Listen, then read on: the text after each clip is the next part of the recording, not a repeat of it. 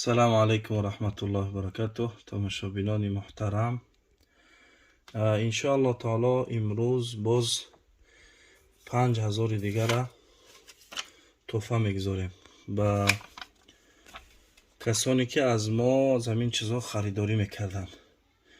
یعنی سیاه دانه، روغن برای کدم سلفه داره، شامپون از سیاه دانه، روغن چهارمغز برای موی سر، روغن حلبه برای بسیاری بیماری ها مخصوص برای زنان، خب آنتی پارازیت، کرم شکم و دیگه چیزها، خب برای خنکی و روغن قرص هندی هم برای خنکی و برای کسلی قند و دیگر چیزها.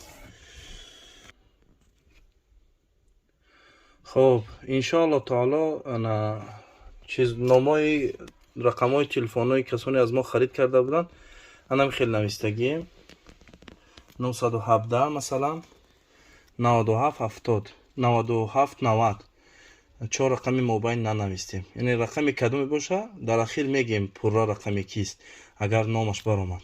همین خیلی همه رقم‌ها در ما هستند کسانی که نامشون نبرآمده بود.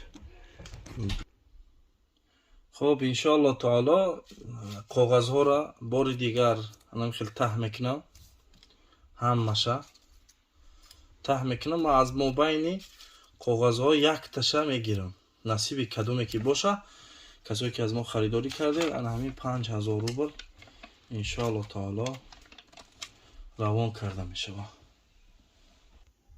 خب در درون همین قطعی داختیم چیزا را، رقم های تلفن ها محکم میکنیم،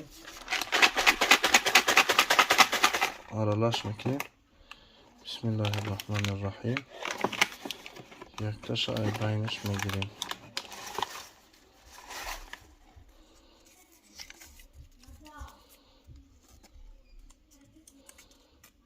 اون همین رقم تلفن در روی اکران پرش همین نویسیم 927 87 17 رقم کدمی هسته. انشاءالله تعالی نصیبش 5000 روبل شید انشاءالله.